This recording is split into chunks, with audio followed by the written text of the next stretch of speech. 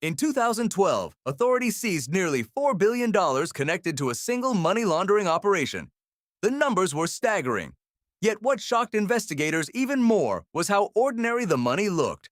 Not stacks of cash hidden in underground vaults, not secret suitcases crossing borders, just bank transfers, business invoices, real estate purchases, corporate accounts, money moving through the same financial system used by millions of legitimate people every day.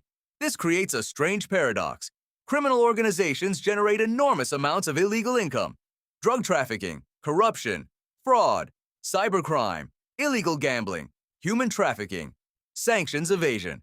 Together, these activities generate hundreds of billions, and by some estimates, trillions of dollars every year. But there is a problem. Criminals cannot simply spend most of that money openly. A drug cartel leader cannot walk into a luxury apartment building carrying bags filled with cash and expect no questions. A cybercriminal cannot easily explain how millions suddenly appeared in a personal bank account. So a hidden global industry emerged to solve this problem. Its purpose is remarkably simple: make dirty money appear clean. And despite decades of regulation, thousands of investigators, sophisticated software, and some of the world's largest law enforcement operations, stopping it remains extraordinarily difficult. The most important question is why. Why does money laundering continue to thrive inside one of the most heavily monitored financial systems in human history? The answer reveals something much deeper about money itself. Because money laundering succeeds by exploiting the very features that make modern economies work. Most people imagine money laundering as a criminal carrying suitcases full of cash. At first glance, that seems reasonable. Cash is anonymous. Criminals often receive it. Therefore, the challenge appears to be hiding the cash. But reality is much stranger. The real challenge is not hiding money. It is explaining it. Modern financial systems are built on documentation. Banks ask questions. Governments collect taxes. Property registries record ownership. Large transactions leave trails. The moment illegal money enters the legitimate economy, it creates a dangerous contradiction. The money exists, but its origin cannot be explained. This is where the story becomes interesting.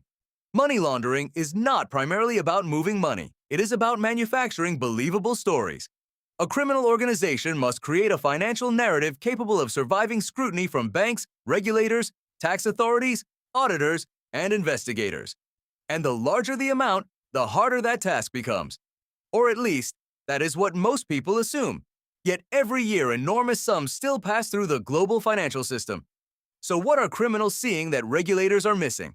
Financial investigators often describe money laundering as a three-stage process: placement, layering, integration. The first stage is placement. This is where illegal money enters the financial system. Historically, this was one of the most dangerous moments for criminals. Large quantities of cash attract attention. Banks file reports. Authorities monitor unusual deposits. But criminals quickly adapted. Instead of depositing millions at once, money could be divided into thousands of smaller transactions. This technique became known as structuring or smurfing. Yet the mystery does not end there. Once money enters the system, another challenge emerges. Authorities can still trace it. So criminals develop the second stage, layering. This involves creating distance between the money and its criminal origin. Funds may pass through multiple bank accounts, jurisdictions, shell companies, trusts, currencies, and financial instruments. The goal is not necessarily secrecy. The goal is confusion. Investigators often describe this process as creating financial fog. And then something unexpected happens. After enough movement, the money begins to look ordinary. That leads to the third stage, integration. The money re-enters the economy appearing legitimate. A real estate investment, a consulting business, a luxury hotel, an import-export company, an investment fund. At this point, distinguishing criminal wealth from legitimate wealth becomes dramatically more difficult. But this raises an even bigger question. If regulators understand the process so well, why does it continue to work? Part of the answer lies in scale. Every day, global financial markets move trillions of dollars. Banks process enormous volumes of transactions. International trade generates millions of invoices. Investment funds move capital across continents.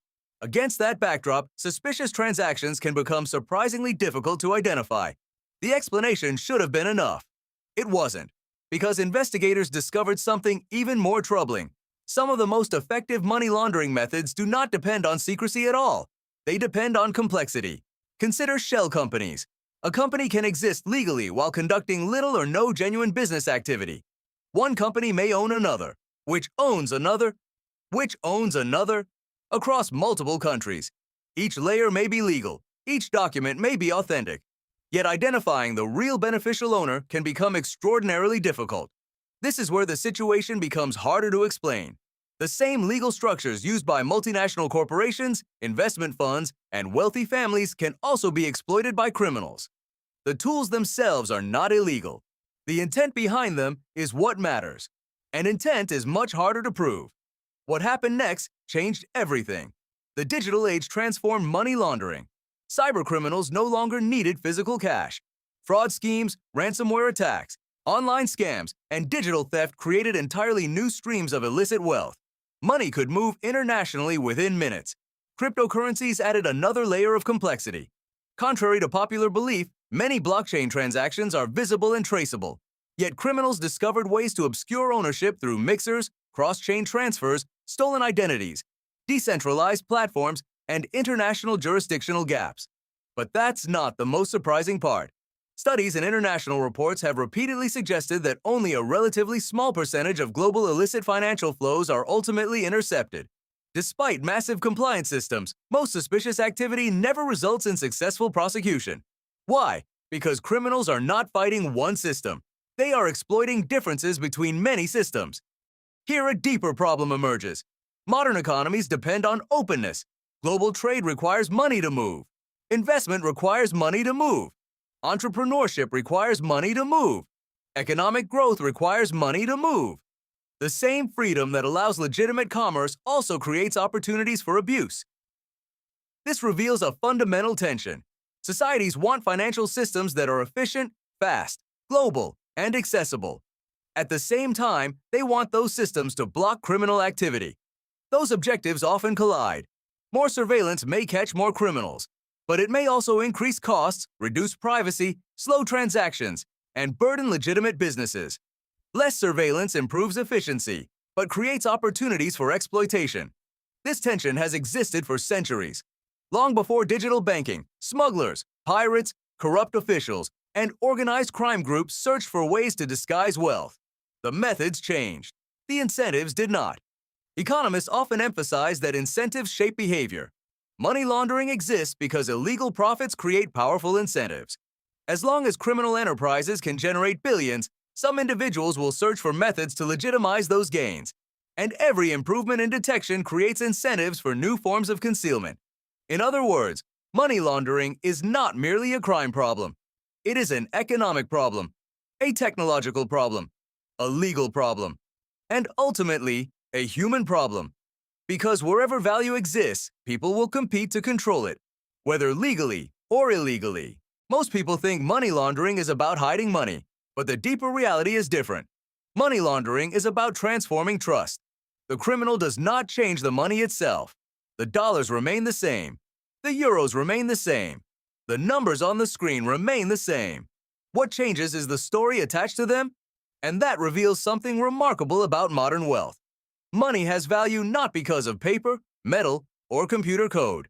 It has value because societies trust the systems that record ownership, verify transactions, and recognize legitimacy. Money laundering attacks that trust.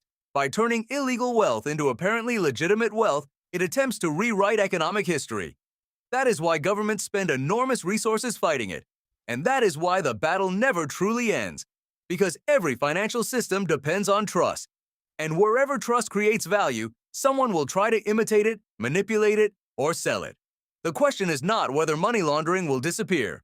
The more difficult question is whether any global financial system can ever be completely open, completely efficient, and completely immune to abuse at the same time. History suggests the answer may be no, and that may be one of the most important truths about money itself. Thanks for watching. If you enjoyed it, subscribe for more. See you in the next video.